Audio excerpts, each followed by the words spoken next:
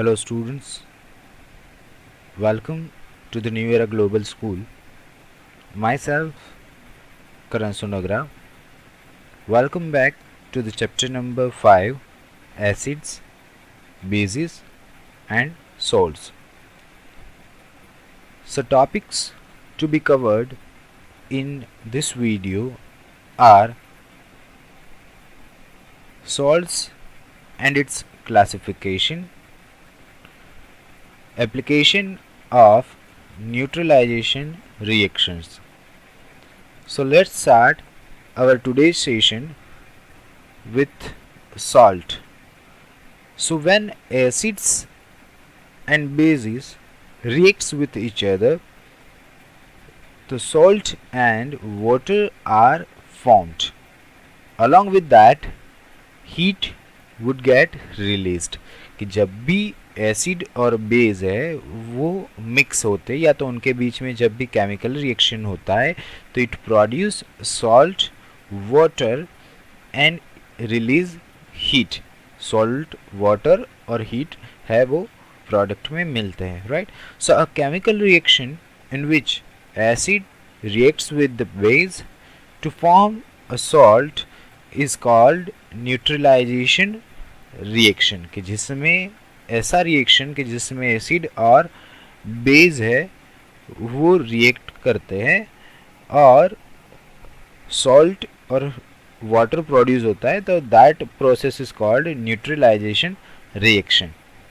So this reaction can be written as following word equation. Word equation में अगर इसको हम लिखना चाहे तो इस तरह से लिख सकते हैं एसिड प्लस बेस, क्योंकि इन दोनों के बीच में रिएक्शन हो रहा है, राइट. तो reactants on left hand side and products on the right hand side. तो as a product we are getting salt, water and heat.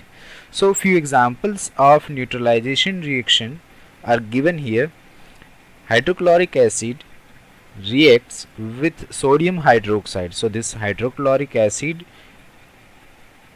is HCl and sodium hydroxide is base.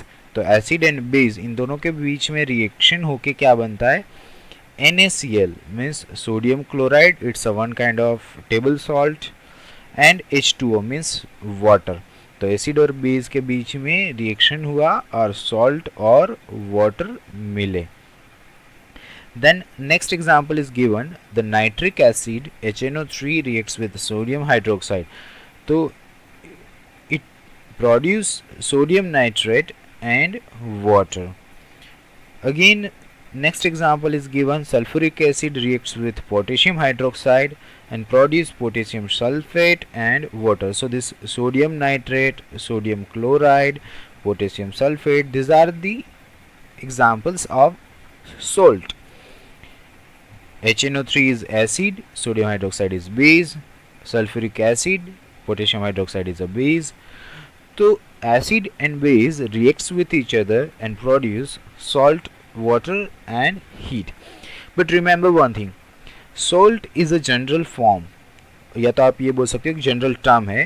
During a neutralization reaction doesn't mean common table salt. ये salt का मतलब जो हम लोग घर में खाना पकाने के लिए जो यूज़ करते हैं वो सॉल्ट हर बार नहीं है. ये सॉल्ट है, it's a common term, right. तो it is generalise term used for the product form when acid reacts with base. कि जब भी एसिड है वो बेस के साथ रिएक्ट करता है तो जो प्रोडक्ट मिलती है, राइट, वाटर के अलावा, तो दैट प्रोडक्ट वो कॉमनली उसको बोलते हैं सॉल्ट, राइट. सो एसिड और बेस के बीच में जो रिएक्शन होता है उससे salt, water and heat produce होती है, and that reaction is called neutralization reaction. So in the solid form salts neither acids nor bases. जब भी वो सॉलिड फॉर्म में होते हैं तो वो ना ही एसिड है ना ही बेसिस है, दे आर न्यूट्रल. जो सोल्ट्स होते हैं वो उसके सॉलिड फॉर्म में ऑलवेज कैसे होते हैं, न्यूट्रल होते हैं, ना ही एसिड ना ही base. This means that during salt formation acids and bases lose their properties. का मतलब क्या हुआ कि अगर सॉल्ट है वो न्यूट्रल है, अगर सॉल्ट बेस भी नहीं है और एसिड भी नहीं है, इसका मतलब ये हुआ कि जब भी वो सॉल्ट बना होगा तो उस सॉल्ट के बनते वक्त एसिड और बेस दोनों अपनी प्रॉपर्टी को लूज कर रहे हैं, खो रहे हैं। तो वाटर, प्योर शुगर, या तो आप ये बोल सकते हो glucose and table salts are also neutral substances. तो जो वाटर है, प्योर शुगर है और कॉमन सॉल्ट है, दे आर, या तो आप ये बोल सकते टेबल सॉल्ट है, दे आर न्यूट्रल सब्सटेंसेस। वो तो ना ही बेस है और ना ही एसिड है। If a salt is formed along a strong acid and weak base, हमने स्ट्रॉन्ग एसिड लिया और वीक बेस लिया, तो जो उससे सॉल्ट बना तो वो सॉल्ट होगा एसिडिक सॉल्ट। बट अगर हमने सॉल्ट है और अगर हमने स्ट्रॉन्ग बेस लिया है और वीक एसिड लिया है, तो जो स्ट्रॉन्ग सॉल्ट मिलेगा it will behave as a basic salt. मतलब जो भी स्ट्रॉन्ग होगा उसके जैसे वो बिहेव करेगा। अगर स्ट्रॉन्ग एसिड है और वीक बेस है तो एसिडिक सॉल्ट होगा, अगर स्ट्रॉन्ग बेस है और वीक एसिड है तो बेसिक सॉल्ट होगा। बट अगर दोनों स्ट्रॉन्ग है या तो दोनों वीक है, it means strong base and strong acid हो या तो weak acid and weak base हो, तो जो सॉल्ट होता है वो न्यूट्रल सॉल्ट होता है, राइट। तो जो भी स्ट्रॉन्ग होगा उसके नेचर का सॉल्ट मिलेगा। अगर स्ट्रॉन्ग एसिड है तो एसिडिक सॉल्ट मिलेगा, अगर स्ट्रॉन्ग बेस है तो बेसिक सॉल्ट मिलेगा। बट अगर दोनों ही स्ट्रॉन्ग है या तो दोनों ही वीक है तो कौन सा होगा, न्यूट्रल सॉल्ट मिलेगा। So here few examples are given. तो एसिड अगर स्ट्रॉन्ग हो और बेस अगर स्ट्रॉन्ग हो तो सोल्ट है वो कैसा मिलेगा, न्यूट्रल मिलेगा। तो HCl is one of the strong acid and sodium hydroxide is one of the strong acid, strong base, तो it will give you NaCl plus H2O. So NaCl is a neutral salt.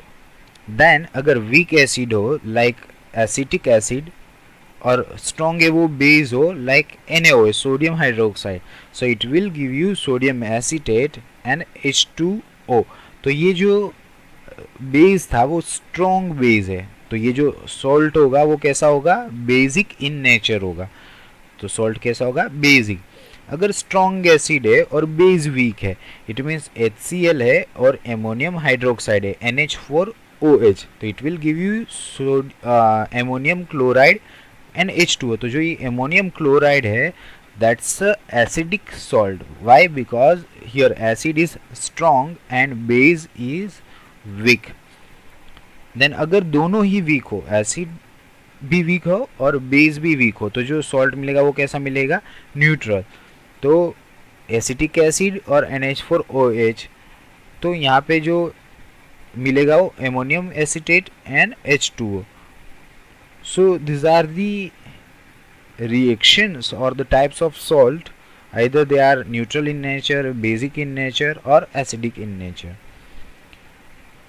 Now let's move on to our next topic, which is applications of neutralization reaction.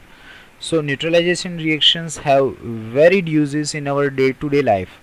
Say for an example, insect stings, cake baking, curing indigestion, increasing crop yields, fire extinguisher and neutralizing factory waste. So these are the applications of neutralization reaction. तो insect sting में किस तरह से neutralization reaction work करता है, let's see that. तो a bee sting being acidic can be neutralized with soap, मतलब कि जो साबुन होता है उससे हम लोग न्यूट्रलाइज कर सकते हैं। क्यों, क्योंकि जो बी स्टिंग होता है वो एसिडिक इन नेचर होता है। अगर हम लोग सोप जो है वो बेसिक इन नेचर है, अगर वहाँ पर हम लोग लगा देते हैं तो क्या हो जाता है, एसिड और बेस है वो न्यूट्रल करवा देते हैं। तो अ वर्सिप स्टिंग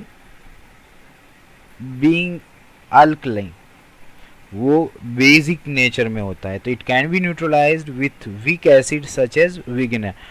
तो विनेगर जो है वो हम लोग उस पर लगा दे वॉसेप स्टिंग पे, तो वो न्यूट्रलाइज हो जाएगा। तो जो बी स्टिंग होती है वो एसिडिक इन नेचर होती है, तो बेस लगा दो, इट मीन्स सोप लगा दो। और जो वॉसेप स्टिंग होती है वो बेसिक इन नेचर होती है, तो थोड़ा वीक एसिड जो है विनेगर वो लगा दो तो भी ठीक हो जाएगी, तो भी वो न्यूट्रलाइज हो जाएगा। देन केक बेकिंग, तो केक बेकिंग में जो बेकिंग पाउडर होता है, one of the main ingredients of cake. So it's a mixture of N acid and base. वो मिक्सचर होता है एक एसिड और बेस का। तो एसिड में कौन सा होता है, क्रीम ऑफ टार्टर और सोडियम बाइकार्बोनेट। तो सोडियम बाइकार्बोनेट है वो बेस है और क्रीम ऑफ टार्टर है वो एसिडिक होती है, राइट। तो कार्बन डाइऑक्साइड है it released in the cake making process and causes cake to rise. जब भी ये दोनों प्रोसेस होंगी तो कार्बन डाइऑक्साइड है वो रिलीज होगा और केक आपका राइज हो जाएगा। सो इस तरह से केक बेकिंग में भी न्यूट्रलाइजेशन प्रोसेस है वो यूज़ होती है। Then curing indigestion. तो इंडाइजेशन में मतलब क्या होता है कि we are having hydrochloric acid in our digestive system. हमारे डाइजेस्टिव सिस्टम में क्या है, हाइड्रोक्लोरिक एसिड है। बट कभी कभार ऐसा होता है कि excess amount of the acid can cause indigestions and burning sensation और यू कैन से एसिडिटी। तो हम लोग कभी कभी ये बोलते हैं ना कि पेट में जलन हो रही है या फिर एसिडिटी हो रही है, राइट। तो that acidity is because of this excessive amount of hydrochloric acid. तो अगर एसिडिटी है, अगर ज़्यादा एसिड्स है तो हमें क्या करना चाहिए, बेस हमारे पेट में डालना चाहिए। तो दैट एंटासिड्स टेबलेट्स, तो ये जो टेबलेट्स होती है वो बेसिक इन नेचर होती है। तो अगर एसिड तो हमारे पेट में ऑलरेडी है ही और बेस की हम लोग टेबलेट ले रहे हैं तो क्या हो जाएगा, that base and acid reacts and neutralize हो जाएंगे। तो दैट एसिडिटी इस तरह से क्योर हो जाएगी। तो उस टेबलेट्स, जो ये टेबलेट्स होती है वो किसकी होती है, मेनली मैग्नीशियम हाइड्रोक्साइड और एल्यूमिनियम हाइड्रोक्साइड की होती है। Then next, increasing crop yields. तो कभी कभार क्या होता है, क्रॉप यील्ड्स मतलब कि जो हमें खेत में प्रोडक्शन मिल रहा है, गेहूँ या तो कोई अलग अलग जो भी हमारे पास क्रॉप्स है उसका। तो जब भी हम लोग फर्टिलाइज़र यूज़ करते हैं ना तो वो क्या कर देते, they increase the acidity of soil. तो जो सोइल है उसमें एसिड की अमाउंट को इंक्रीज़ कर देते हैं। अभी एसिड है वो सोइल में इंक्रीज़ हो गया तो वो that is not good for crops, वो क्रॉप्स के लिए सही नहीं है, अच्छा नहीं है। तो वो क्या करना पड़ेगा, हमें उसको न्यूट्रलाइज करना पड़ेगा। तो इट मीन्स हमें क्या करना होगा, एसिड तो ऑलरेडी है ही तो बेस हमें ऊपर से डालना होगा ताकि वो न्यूट्रलाइज हो जाए। तो वो हम लोग वहाँ पर क्या डालते हैं, कैल्शियम हाइड्रोक्साइड या तो आप ये बोल सकते हो lime. That is one of the base. तो एसिड तो था ही और बेस हमने डाल दिया तो जो हमारी सोइल है वो कैसी हो जाएगी, न्यूट्रलाइज हो जाएगी। Then fire extinguisher. तो फायर एक्सटिंक्शर में क्या होता है, यहाँ पर आप देख सकते हो कि ये एक तरह का सोडा एसिड फायर एक्सटिंक्शर है कि जिसमें सोडियम बाइकार्बोनेट होता है यहाँ पर, और ऊपर यहाँ पर एक ग्लास की बोतल जैसा ऐसा कुछ होता है कि जिसमें सल्फ्यूरिक एसिड होता है।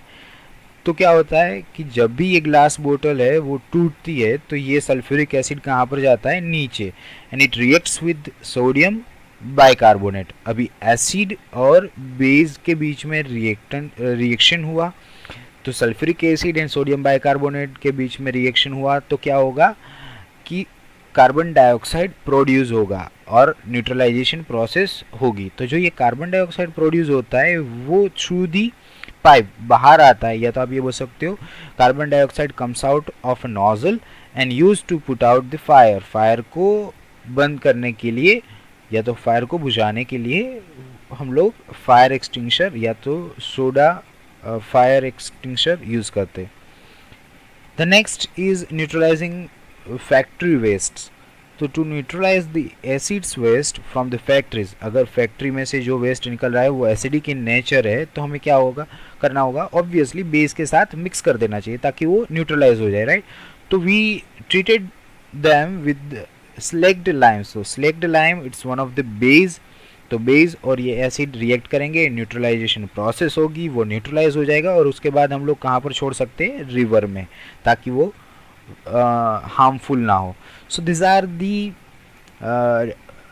यूजेस ऑफ न्यूट्रलाइजेशन प्रोसेस कि फैक्ट्री वेस्ट में होता है यूज़, फायर एक्सटिंक्शर में होता है, क्रॉप यील्ड को इंक्रीज करने के लिए होता है, curing indigestion, cake baking and insect stings. So these are the 6 applications of neutralization reaction.